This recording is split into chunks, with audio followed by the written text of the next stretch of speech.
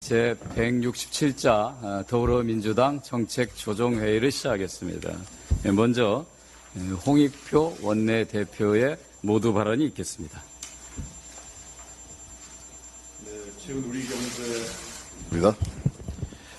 최근 우리 경제가 심상치 않습니다. 환율이 한때 1,400원대를 넘어서는 등 IMF 외환위기 때나 기록했던 수준으로 매우 불안한 모습을 보이고 있습니다. 당장 급한 불은 껐다 해도 환율이 1,450원대까지 올라갈 것이라는 우려가 계속되고 있습니다. 주식시장도 급락하고 있습니다. 문제는 중동 정세의 악화와 함께 미국 시장의 과열로 미국 금리 인하 가능성도 희박해지면서 강달러로 인한 고환율, 고금리가 상당 기간 지속될 것이라는 점입니다. IMF가 각국 중앙은행들의 금리 인하를 서둘러서 안 된다고 공고하고 있는 것도 세계적인 고금리 기조가 계속될 것임을 보여주고 있습니다. 이창용 한은 총재도 물가가 목표 수준으로 가는 확신이 들 때까지 긴축 기조를 유지하겠다고 밝혔습니다. 윤석열 정부의 무능과 무책임으로 우리 경제가 대외 환경에 취약하게 노출되어 있는 가운데 서민과 중산층의 민생과 기업이 특히 어려움을 겪고 있습니다. 올 3월 수입 물가는 전월 대비 0.4%포인트 올라 3개월 연속 상승했습니다. 이 지표는 중동 불안 요소가 반영되지 않은 것으로 향후 더 힘든 고물가 상황이 이어질 것입니다.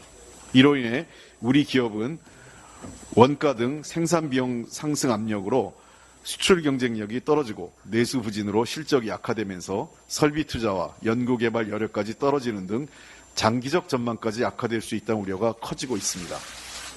아울러 고물가가 장기화로 서민과 중산층의 생활 부담과 취약계층의 어려움도 가중되고 있습니다.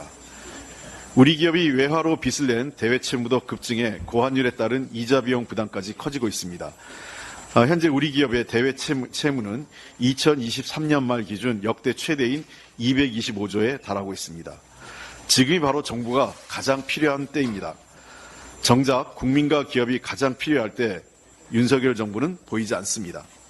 때를 놓치면 코로나 이후 반복되는 위기 상황에서 한계에 달한 민생이 회복 불능 상태에 빠질 것입니다. 여야가 함께 머리를 맞대고 민생을 안정시키고 경제를 살리라는 것이 이번 4월 총선의 민심입니다. 소상공인 이자 부담 경감과 저금리 대환대출 확대, 전기요금 등 에너지 비용 지원 등 민생 회복 긴급 조치를 즉각 실행하고 기업의 대외 채무의 안정적 관리와 수출 경쟁력 강화를 위한 방안을 적극적으로 강구해 나가야 합니다. 아울러 경제위기 극복과 민생경제 안정을 위해서 시급하게 여야는 추경 예산 편성에 함께 지혜를 모으고 협력해야 할 때입니다. 정부도 긴축이라는 비현실적인 목표에 집중하면서 재정도 악화되고 경제도 더 나빠지는 이런 악순환의 굴레에 들어와서 안 됩니다. 적극적인 재정 확대 정책을 통해서 경제도 살리고 도리어 우리 경제가 살아난다면 정부가 그렇게 강조하고 있는 재정 건전성도 좋아질 수 있다. 이런 측면에서 정부 경제와 재정 정책의 전환이 필요합니다. 낡은 낙수 효과에만 매달리지 말고 보다 이 경제 정책에 적극성을 갖고 임해야 될 때입니다. 정부는 이러한 일에 대해서 국회와 함께 지혜를 모아서 추경 편성에도 적극적인 의지를 보였으면 좋겠습니다. 다시 한번 윤석열 정부와 경제팀에게 각성을 촉구합니다. 최수근 상병 순직 사건에 대한 수사 외화복이 날로 더해지는 가운데 군 인권보호관인 김용원 인권위 상임위원이 최상병 순직 사건에 대한 국방부의 외압을 강하게 비판했다가 입장을 정반대로 바꾸는 과정에서 이종섭 당시 국방부 장관과 통화한 것으로 보도됐습니다. 김용원 상임위원은 지난해 국정감사에서 이종섭 전 장관과의 통화 시점을 특정할 수 없다며 모호하게 답변했으나 언론 취재에서 입장이 돌변하기 전에 통화했다는 것이 드러났습니다. 군 인권보호관은 이해람 중사 사망 사건을 계기로 군대 내 차별 행위를 바로잡기 위해 2022년 7월 국가인권위원회 내에 설치된 기구입니다. 군인 사망 사건 발생 시 조사 입회권을 가진 사실상 유일한 군 견제 기구이며 이를 겸직하는 국가인권위원회는 사회적 약자의 인권을 보호하고 국가의 인권 침해를 바로잡아야 하는 중요한 임무를 맡고 있습니다. 그럼에도 독립적인 업무를 수행해야 하는 군 인권보호관조차 장관과의 통화 이후 수사 외압과 진실 은폐 동조자로 연루됐다는 의혹은 매우 개탄스러운 일로 이것 역시 수사와 조사 대상이 돼야 합니다. 김 의원은 인권위 업무를 파행시켜 인권위를 사실상 무력화하는 데 앞장서온 인사이기도 합니다. 지난해 8월에는 박정훈 대령에 대한 김국 구제를 다루기 위해 소집된 상임위원회를 무산시키고 자신이 위원장인 군인권보호위를 열어 이를 기각하기도 했습니다. 또한 본연의 직무를 유기한 채 자신이 계속 출마를 시도했던 지역 행사에 참여하기도 했습니다. 인권위 내부 갈등을 유발하며 자신이 위원장인 치매구제 제1위원회를 지난해 4개월 넘게 파행시켜 300건이 넘는 진정 처리를 멈춰 세우면서 피해 구제를 바라는 수많은 진정인들에게도 큰 피해를 주기도 했습니다. 이처럼 군 인권의 보루가 되고 국가 권력의 불법과 부당함을 바로잡아야 하는 인권위원마저 수사 외압에 연루됐다는 의혹이 나오는 등 최수근 상병과 관련된 특검의 필요성은 날로 커져가고 있습니다. 그리고 특검이 미루어지는 사이 증거인멸 등 진실의 퍼즐들도 사라지고 있습니다. 그런데도 윤석열 대통령과 여당은 여전히 특검법에 대해 반대만 일삼으면서 민심을 역주행하는 오만과 만용을 보이고 있습니다. 대통령이 구중궁궐에 갇혀 민심을 제대로 깨닫지 못하면 여당이라도 정신을 차리고 국민의 목소리에 귀를 기울여야 함에도 여전히 대통령과 용산의 눈치만 보는 여당에 매우 유감스럽습니다. 이 와중에 핵심 피의자인 이종섭 전 장관 측은 특검이 적절치 않다는 오만방자한 주장까지 하고 있습니다. 지금은 안 보이지만 한동훈 전 비대위원장이 했던 말을 돌려주고 싶습니다. 한 비대위원장의 말에 따르면 수사받는 당사자가 마치 쇼핑하듯이 수사기관을 선택할 수 있는 나라는 적어도 민주주의 국가 중에 없다라는 말입니다. 이종섭 전 장관은 검찰 수사든 특검이든 그 어떤 조사든 본인이 나가서 자신의 죄가 있으면 죄가 있는 대로 또 자신이 죄가 없으면 없는 대로 진실을 밝히면 되는 겁니다. 대통령과 여당의 최상병 특검법에 대한 반대는 권력의 불법적인 수사 개입과 외압 행사의 진실이 드러나는 것을 두려워하는 것이라고밖에 설명할 수 없습니다. 지금이라도 최상병 특검법에 적극적으로 협력하는 것이 국민 이번 4월 총선의 민심이라는 것을 다시 한번 인식해 주기 바랍니다. 이화영 전 경기도 부지사가 수원지검에서 술과 음식을 먹으며 진술 조작을 강요받았다고 밝힌 가운데 검찰이 사실을 밝히기는커녕 일방적 주장으로 일관하고 있어 국민적 의혹이 더 커지고 있습니다. 지난 4일 이 전 부지사의 문제제기 이후 수원지검은 3차례나 기자들에게 문자를 보내 명백한 허위라고 주장했으나 CCTV를 포함해서 관련 기록 등 객관적인 증거는 내놓지 않고 있습니다. 이미 수원지검은 진술 강요, 회유의 일방 당사자로 정당성을 상실했기 때문에 어떤 주장을 해도 국민적 신뢰를 받을 수 없습니다. 제기된 문제에 대해 확실한 객관적 증거를 통해 진상을 규명하면 되는 일입니다. 교도행정의 최고 책임자인 법무부 장관과 이번 수원지검의 지휘 책임을 맡고 있는 이원석 검찰총장은 당장 그 관련자들에 대한 감찰에 착수해서 국민적 의혹을 해소해야 합니다. 민주당이 진상조사단을 구성해 해당 검사들을 고발하는 등 진상규명을 위한 노력을 기울이겠습니다. 법무부와 검찰도 수사가 시작되기 전에 철저한 자체 조사를 통해 스스로 진실을 밝히는 노력을 해야 합니다. 야당 대표에 대한 허위 진술을 강요해 사법 질서를 농락하고 수사권을 정치 보복의 수단으로 전락시켰다는 사안의 중대성에 비춰봤을 때도 지체 없는 진상조사와 철저한 사실규명이 필요합니다. 법무부 장관과 검찰총장은 즉각적으로 내부 감찰을 통해서 스스로 입장을 관련된 사실에 대해서 입장을 밝혀주시기 바랍니다. 이상입니다. 예, 이어서 이계호 정책위 의장의 모두 발언이 있겠습니다. 네, 지난 16일 윤석열 대통령이 밝힌 총선 후 첫 메시지는 우리 국민들에게 절망을 넘어서 정말 충격까지 주고 있다 이렇게 받아들이고 있습니다. 민심은 이번 총선에서 윤석열 정권을 향해서 진지한 변화와 또 반성이 필요하다고 준엄한 명령을 내렸는데 대통령은 변함없이 국민들을 향해서 불통과 아집만을 보여주었습니다.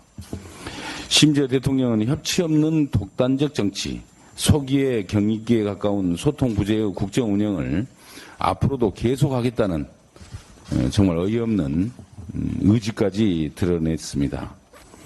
국민들은 이런 무능하고 무책임한 정권, 최소한의 상식과 공감 능력도 없는 정권을 3년 내내 견뎌내야 한다는 현실에 이제는 국민 노릇도 정말 힘들다는 생각을 하고 있는 것입니다. 윤석열 대통령이 진정 민심을 경청하고자 한다면 제발 민생부터 챙겨달라는 국민들의 마지막 경고를 이제 더 이상 무시해서는 안 될 것입니다. 지금 대한민국은 고물가, 고유가, 고환율로 민생 경제에 적신호가 켜지고 있는 비상사태입니다. 소상공인들은 고정비용과 인건비를 줄여가면서 간신히 하루하루를 버티고 있습니다마는 자영업자의 폐업률은 하루하루 높게 오르고만 있습니다. 지금 민생을 살릴 수 있는 골든타임마저 놓쳐버린다면 내수경기의 침체와 또 과도한 부채로 서민과 자영업자들은 회복할 수 없는 위기에 직면할 가능성이 높습니다. 이에 우리 민주당은 민생의 어려움을 극복을 하고 국내 경제를 살리기 위해서 민생회복 긴급조치를 제안합니다. 이를 위해서 첫째, 가계소득을 늘리고 소비를 살리기 위해 전 국민에게 1인당 25만 원, 4인 가족 기준으로 100만 원의 지역화폐를 드리는 민생회복지원금을 제안합니다.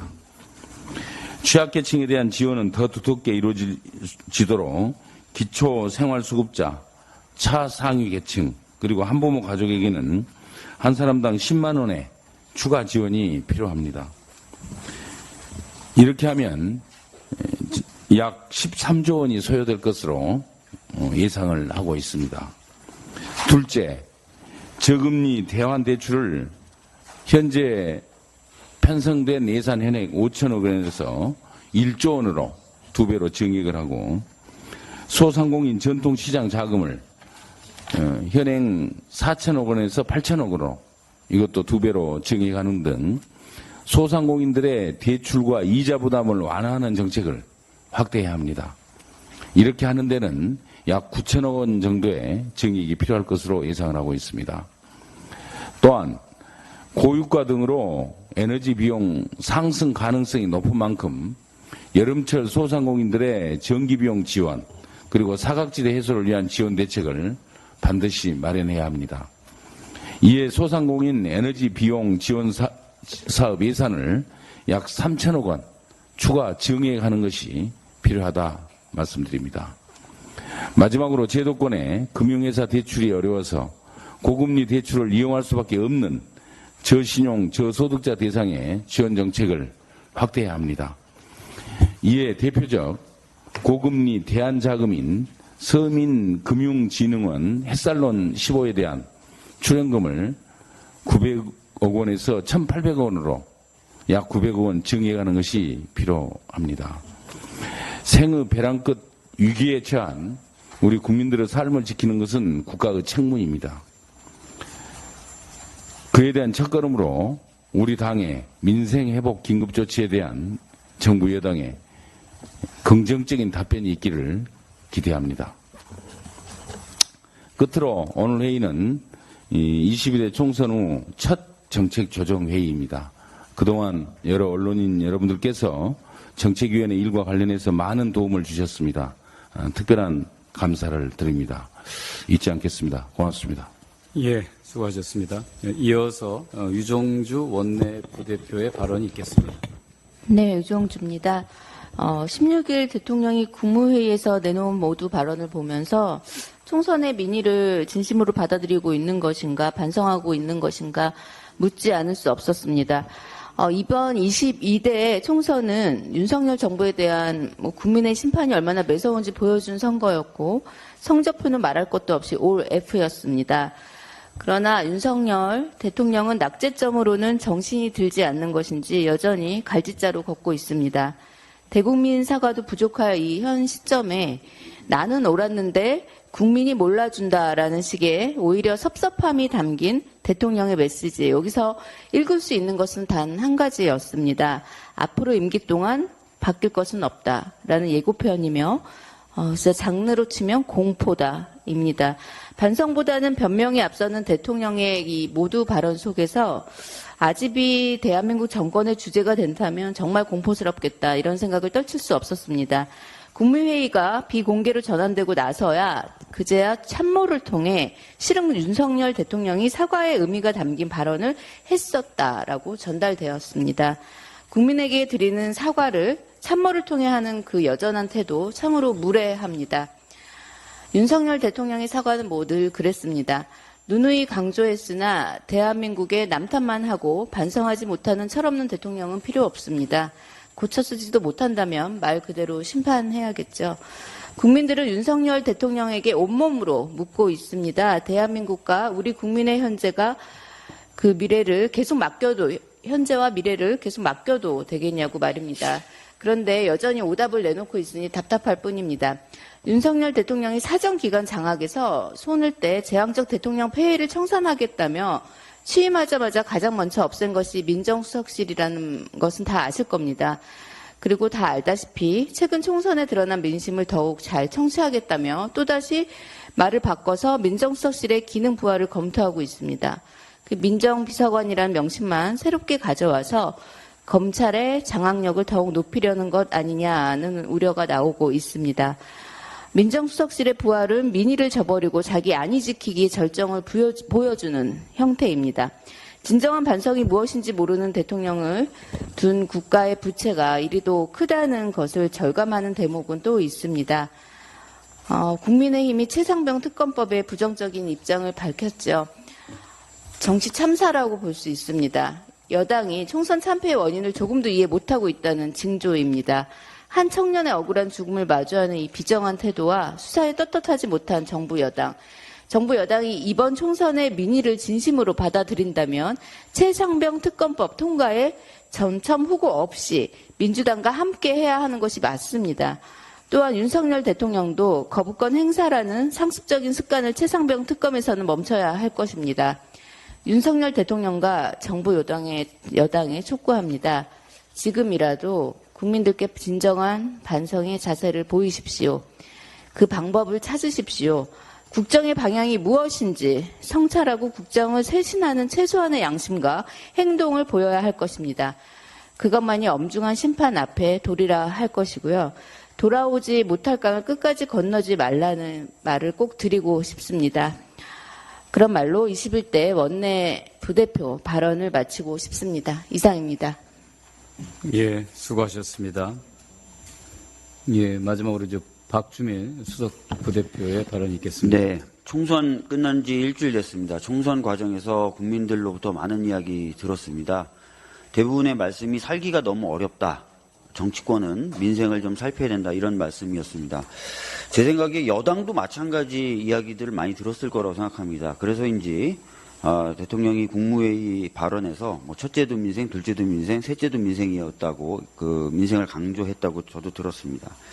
그래서 저희들은 민생 법안들 처리하자고 지금 여당에 제안을 해놓고 있습니다. 그러나 지금까지 돌아온 답은 별 뜻이 없다는 것이었습니다. 굉장히 유감스럽고요. 여당의 적극적인 협조와 참여를 좀 부탁을 드리도록 하겠습니다. 상황이 이렇다 보니까 우리 당 입장에서는 우리 당만이라도 할 수 있는 일들은 좀 하자라고 이야기가 되고 있고요. 그래서 오늘 농해수위에서 또 법사위에 가 있었던 여러 가지 법안들을 직회부하는 절차를 거쳤습니다. 농산물 가격을 안정시키는 법 등이 그런 법들인데요. 이런 법들을 저희들이 이렇게라도 할 수밖에 없던, 혼자라도 이렇게 본회의 직회부 절차를 할 수밖에 없는 이 사정에 대해서 많은 분들이 좀 이해해 주시고 그 뜻을 헤아려 주셨으면 좋겠다는 말씀 드리겠습니다. 아울러서 저희가 이렇게 각 상임위에서 여러 가지 법안들을 직회부 절차를 밟을 수밖에 없는 구조가 바로 법사위를 국민의힘이 지금 들고 있다는, 거기서 연유한다는 것도 좀 이해를 해주셨으면 좋겠습니다. 국민의힘이 사실은 민생이라든지 이런 법안들을 여당으로서 더 적극적으로 처리를 해야 되는데 방금 제가 말씀드린 것처럼 특별한 움직임을 보여주지 않고 있거든요. 그래서 어쩔 수 없이 이렇게 본회의 직회부 절차를 계속 밟을 수밖에 없는데 22대 국회에서도 이런 일이 반복돼서는 되겠습니까? 특히 여기 계신 기자분들도 다 기억하시겠지만 법사위 위원장이 이동관 전 방통위원장에 대한 탄핵 절차를 무산시키겠다라는 이유로 합의됐던 본회의조차도 형해시켜버렸던 기억이 있습니다. 법사위에서 안건을 처리하지 않아서 본회의 안건을 아예 없애버리는 전술로요. 그 당시 저희 당뿐만 아니라 국회의장께서도 상당히 불쾌해 하셨고 많은 기자분들도 어이없다라는 그런 반응을 보여주셨는데 이런 일이 22대 국회에서 반복돼서는 안 된다라는 말씀을 좀 드리도록 하겠습니다. 그래서 저희들은 제 개인적인 생각이지만 더불어민주당이 법사위를 책임지는 것, 그런 것이 22대 때는 좀 필요하다라는 말씀 드리겠습니다. 그리고 최근 보도에 보면은 감사원이 대통령실 이전 관련돼서 작년 10월에 경호처 간부 한 명을 검찰에 수사 의뢰했다고 합니다. 이게 황당한 게요. 언론이 취재해서 밝혀진 거예요. 수사 의뢰했다는 사실이요. 근데 여러분 잘 아시죠? 감사원 전 정부에 대한 감사하면은 그 수사 의뢰하게 되면 항상 기자 여러분들에게 친절하게 보도 자료로 다 작성해서 배포하고 하는데 왜 이거는 안 하죠? 그래서 왜 기자분들이 단독 막 취재해가지고 본지 취재 결과 밝혀져 막 이렇게 해야 되죠? 그러니까 감사원이 이런 식으로 일을 하니까 그 중립성이나 독립성에 대해서 저희들이 의심할 수밖에 없다라는 말씀을 드리겠고요. 검찰은 이 사건에 대해서 진짜 제대로 수사를 해야 될 것이다 라는 말씀 좀 드리도록 하겠습니다. 그리고 하나 더 좀 말씀을 좀 드리면 아까 원내대표님도 말씀하셨는데 이화영 전 부지사에 대해서 수사를 하고 있는 수원지검이 회유를 위해서 술판을 벌인 것 아니냐는 의혹이 지금 강력하게 제기되고 있어요. 이 의혹이 점점 커지는 이유 중에 하나가 이화영 부지사의 진술이 상당히 좀 구체적이죠. 그게 하나 있고 두 번째는 이게 사적으로 이야기를 한 게 아니라 재판정에서 이야기를 했다는 점.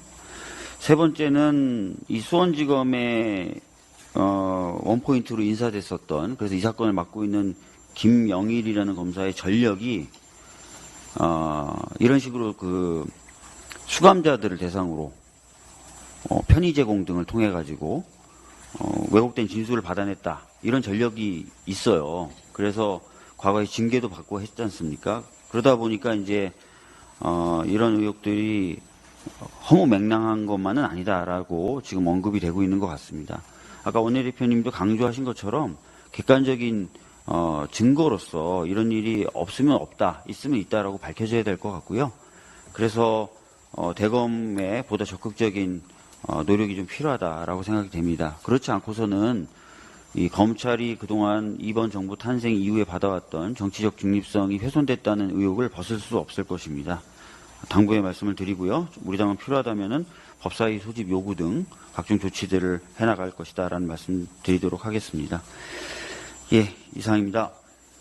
예, 끝내기 전에 한 말씀 드리겠습니다. 21대 국회가 남은 한 단 무엇을 할 것인가 묻고 있습니다. 민주당은 현재 야당이고 22대 국회가 시작해서도 야당으로 시작할 것입니다. 반면 국민의힘은 현재 여당이고 앞으로도 당분간 여당일 것입니다. 최근에 윤석열 정부에서 과거 문재인 정부 인사의 기용을 고려하고 있다는 보도가 나오고 있습니다.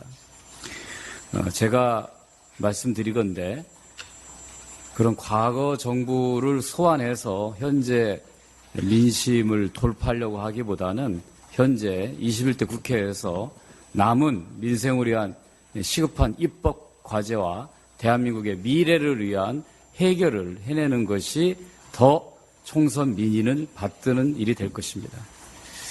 저는 비록 22대 국회에 참여하지 못하지만 21대 국회에서의 마지막 의무를 다하고자 합니다. 야당이 이런 생각인데 여당이 빨리 총선 후유증에서 벗어나서 남은 한 달 동안 국민을 위한 최선을 다해 주시기를 다시 한번 간곡하게 당부드립니다. 자, 이상으로 정책조정회의를 마치도록 하겠습니다. 고맙습니다.